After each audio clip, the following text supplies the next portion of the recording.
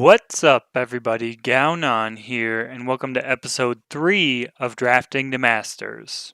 Today is going to be my first Dark Frontier draft, and I'm super excited about it. It's one day since the set released, and I've watched some streams, I've read through the cards, and I've played a couple of forges at this point, but this is going to be my first foray into draft with this new set. So I'm really excited to get into the new cards, see them all, look through, and see what's worth taking and what's not.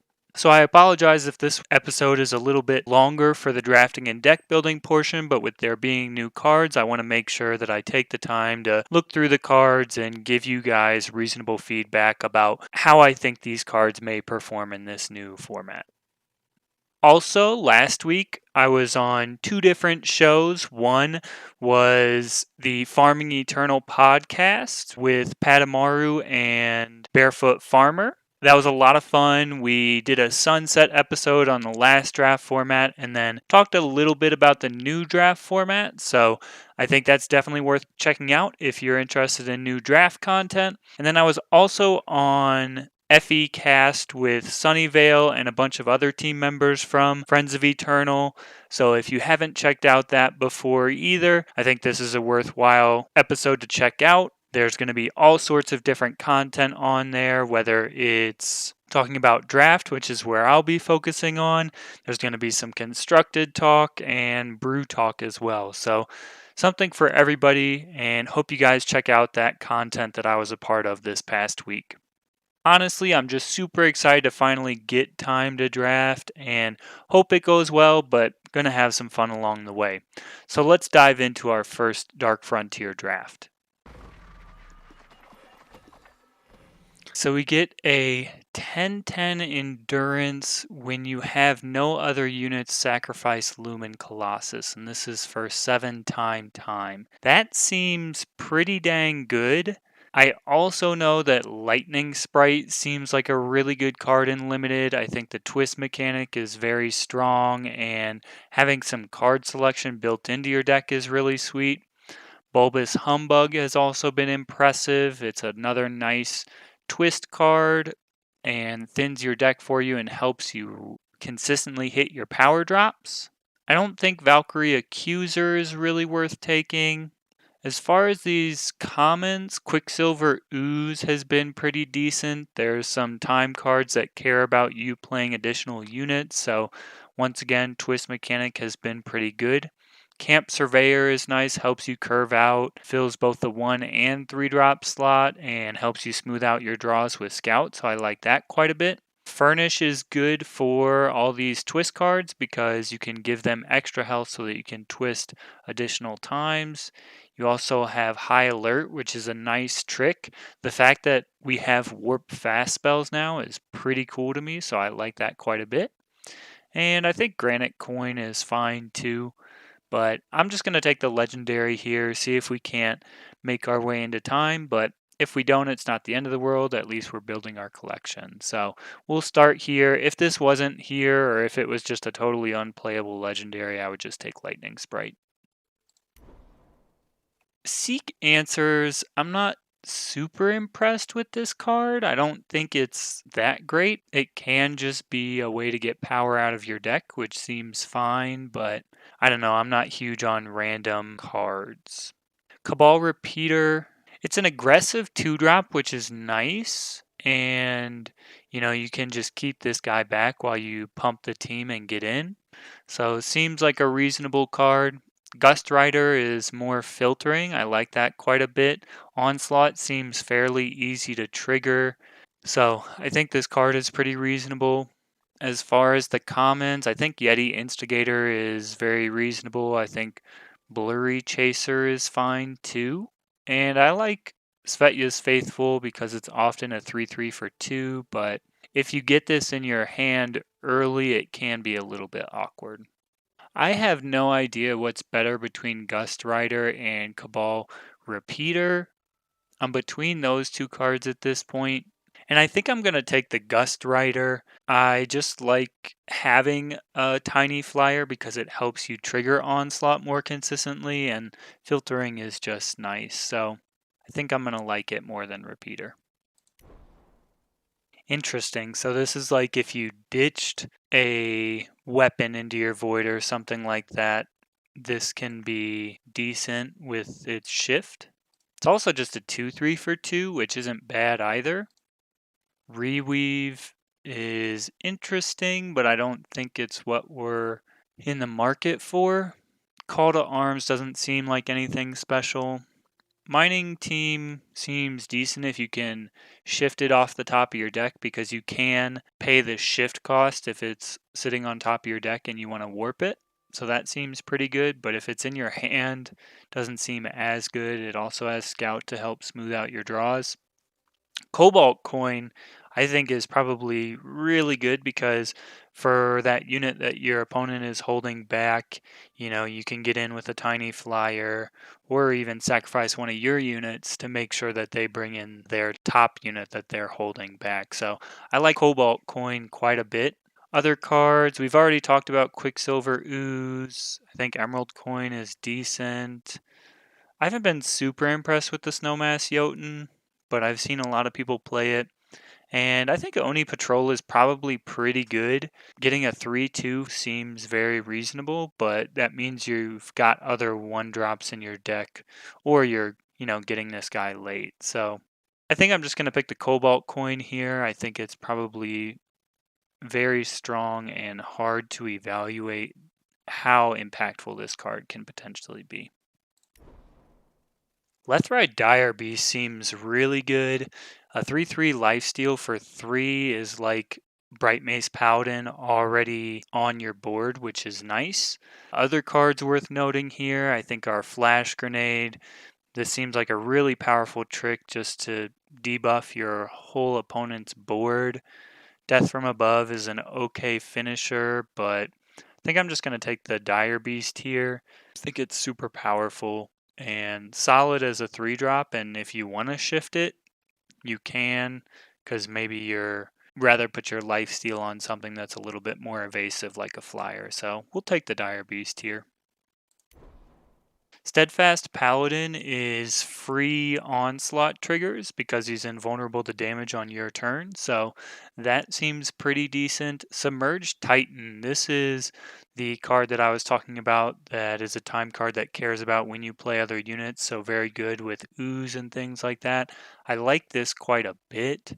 If you think about this in terms of relating it to bear arms on a body already and it's only a single color, then this card's pretty good. So, and the fact that you can protect it by shifting it out first so that you have time to grow it before your opponent could just ping it away or something like that seems pretty good. I think Diving Teriax is a little overcosted for what it does, so I'm not in love with that. Fledgling Owlet, I think, is not special. So I think I'm just going to take Submerged Titan here. We'll see if we end up pivoting, but yeah, I think taking Titan is fine here. Another Cobalt coin. I do like that quite a bit. I don't see Vizier's Tablet being great. And a lot of these other cards aren't really worth it, so I'm just going to take a second Cobalt coin here. This is removal on a piece of power, which seems great. So some decent shadow cards coming through here with Razor Quill and Blood Nurse. I think the Justice cards are okay as well, but I think I'm just going to take the Razor Quill here. I'm a little nervous because it's not clear to me where we're supposed to be at the moment, because I'm not sure if Primal's really going to pan out, but I'm going to take this Razor Quill. I think it's pretty decent, but not sure on the power level between these other cards. The fact that you can play this, shift it on turn 3 seems pretty decent. I think our other option here is Mute, but I think it's fine to take the Fallen Militiaman. High Alert is a good trick we've already talked about, but I don't think we're moving into Justice for it. So I'm between Mute and Fallen Militiaman. Seems like we're kind of getting filled up on 3s because we've got the Dire Beast, we've got the Submerged Titan. So it's a little awkward to take this. I think I'm just going to take Mute instead. We'll try it. I don't think any of these cards are fantastic, but I think I'll take the Stone Scar Outfitter. I really don't like a 2-3 body for 5. I guess we're hoping to shift this on 4, but doesn't seem great. Seems pretty bad, honestly. Muck Crawler seems okay, but I don't know how often you're going to have a shifted unit. We only have 3 shift units at the moment, so maybe doesn't make a whole lot of sense. I think taking Yeti Instigator is fine, but that is another 3 drop. But yeah, we'll just take that rather than fend off here, I think. Warning Jolt, I don't think there's a ton of 1 toughness guys, so I don't think it makes a whole lot of sense to take that. So I think I'm going to take the unchecked aggression here, but seems pretty bad. And another mute. We could be Xenon, we could be Feln, we could be Elysian. Hopefully that gets solved in this pack. I think getting Cabal Countess definitely pushes us towards Shadow a little bit more. So I think I should take this here over Lightning Strike and Dark Return. Other than that, there's not a lot special in this pack. Wormstone is fine. I feel like there are definitely more spells in this format, so Wormstone can be a reasonable card because getting a 7/7 on turn 5 is pretty good. But I'm just going to take the Cabal Countess here.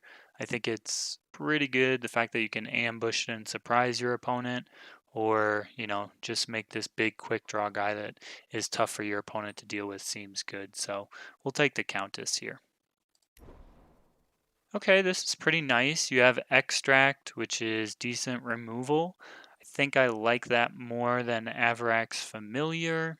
I don't think there's anything here that super excites me. I don't like Storm Spiral since I'm incentivized to be twisting some of my units, so don't think that makes a lot of sense.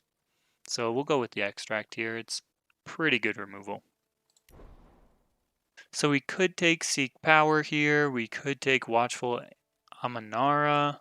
Seems like we're getting away from Primal probably, so kind of need to focus in on Xenon, I think. Do you think you can splash for Cobalt Coin? I wonder if you can. I feel like that might be worth splashing for. Anyway, you know what? I think I'm going to take the Seek Power here. There's not a ton of fixing in this format, so I think it's important to get it when you can for any potential splashes, but it even just helps our consistency. We have a couple of double shadow cards already. We have a double time card, so I'm going to take the Seek Power over the Amanera here. Free Wing Glider is a pretty reasonable splash.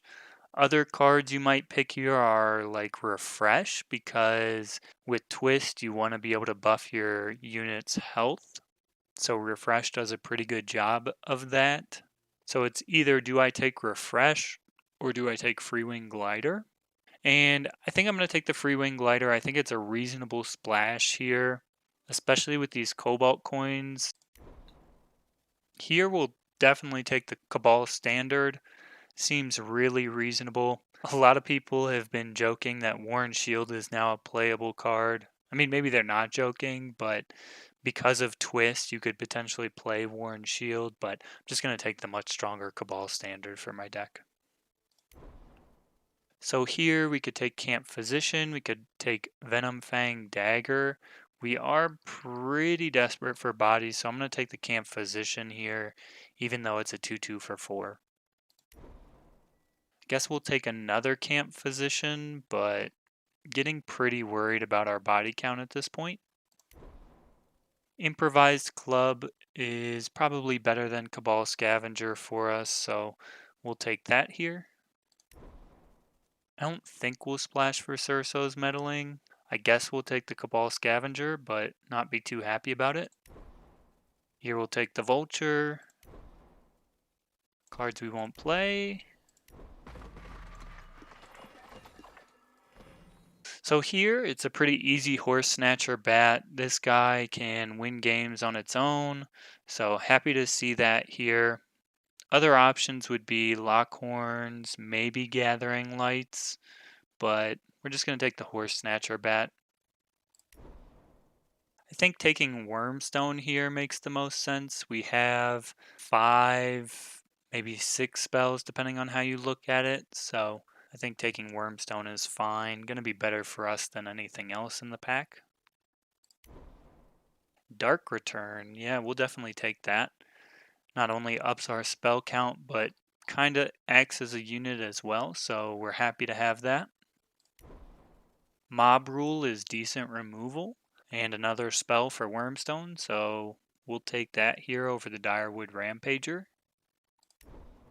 Training Ground is Wormstone's best friend, so we'll take that here for sure. A really nice turn 5 play is, play the Wormstone, play the Training Ground, have your 7/7. So really like that combination. Don't think Viper's Bite is worth playing. Might splash for Flash Freeze though. The tempo of this card is very powerful, so I think we'll take it here. Might play it, might not. Lightning Strike is probably splashable. Probably better than Death Strike for us too. We just really need units. We're going to be pretty desperate in this last pack for units. But yeah, we'll take the Lightning Strike. I'm going to take Disassociate just because I know there's that Horn card in Dark Frontier that's like a mini Xenon Obelisk, so being able to bounce that at fast speed could potentially be good for us, but likely not going to make the deck. We'll take Lock Horns here, but probably not play it. Another Lightning Strike, I guess. It's a pretty heavy Primal Splash.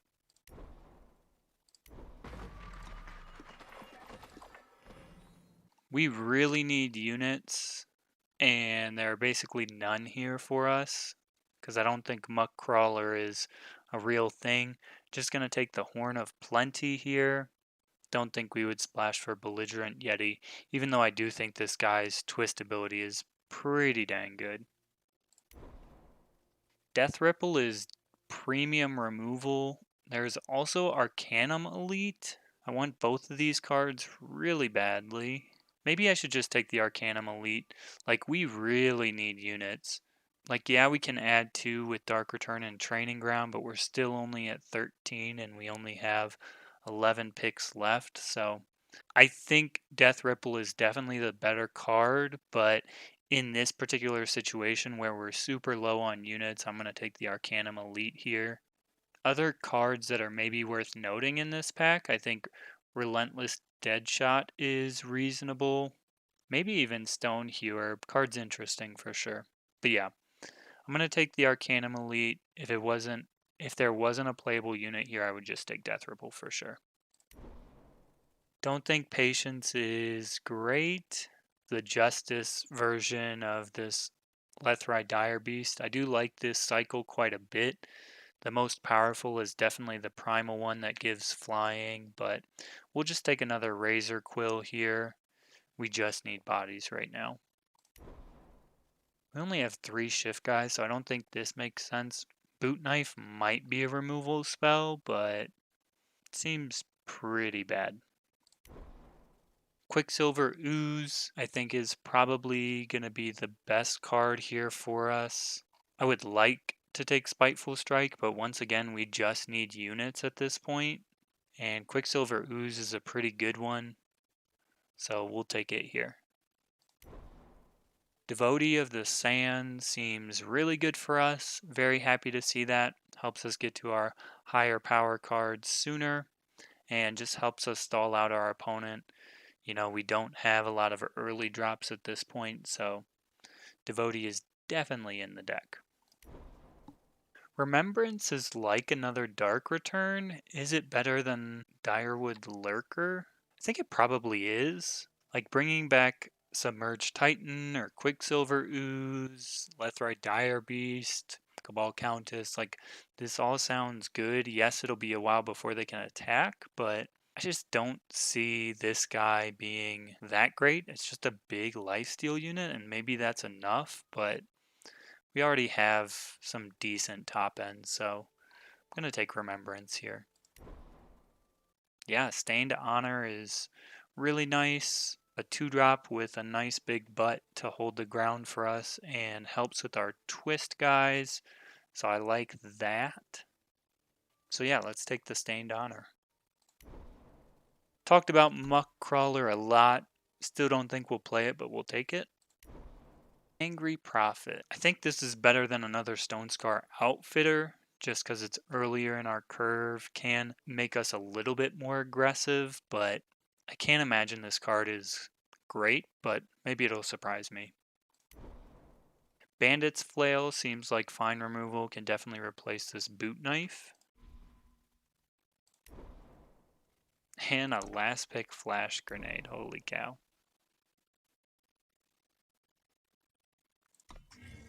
Unit-wise, we can probably cut one. I feel like Cabal Scavenger is an easy one to get out of there.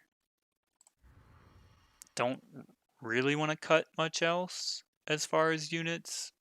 I would like to get Stone Scar Outfitter out of the deck. I would like to get the second Camp Physician out of the deck, but I just don't think we can really afford it. As far as attachments, I think we want to play all of these, maybe not the Freewing Glider. Don't really want to play 4 primal cards. I feel like Unchecked Aggression is pretty meh, and I don't think I want 2 mutes. I like my Training Ground, I like Dark Return, I like Remembrance. Mob Rule is fine, Extract is decent, Mute seems okay. Maybe it's worse than these primal cards, so I should just be cutting Mute.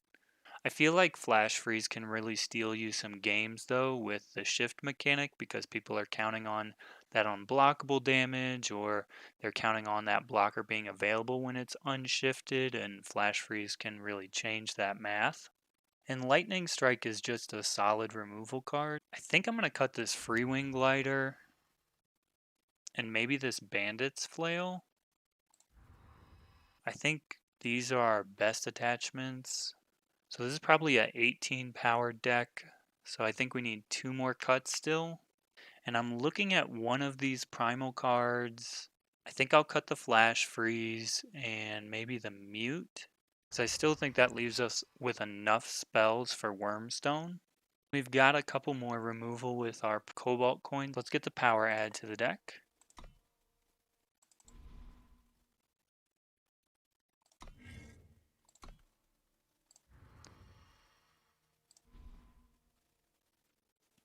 So this puts us at 8 for both time and shadow, and then 4 primal for 2 lightning strikes. That seems pretty reasonable. So I think this is our deck. Just want to close out this first drafting and deck building portion of episode 3 by saying thank you for joining me for my first Dark Frontier draft. Be aware that with this being a very new format, my opinions are still forming. I can totally be wrong about certain cards, and it is very difficult to evaluate all these new mechanics. Shift is unlike anything else we've had before. Twist is really interesting, and Onslaught generally just rewards you for attacking. So that one not as hard to evaluate, but I think as time goes on, we'll get more familiar with the format, figure out what works and what doesn't. So bear with me as I learn the format. I hope you learn along the way with me. I also want to say one thing about this new format is you likely want to be in a 2-color deck. You don't really want to be in a 3-color deck anymore like we were back in set 5. So be aware of that. Make sure you're planning accordingly and really trying to stay in a 2-faction lane to be more consistent than your opponent's 3-color decks as people adjust from the old format to the new one. If you guys enjoyed this part of the episode, don't forget to subscribe to the YouTube channel. All you have to do is click the picture in the bottom right corner of this video. And next what'll happen is we'll go into the games portion of the episode, where we'll first talk about the deck a little bit, how I think it'll do, and then we'll actually play some games. So I hope to see you in my next video.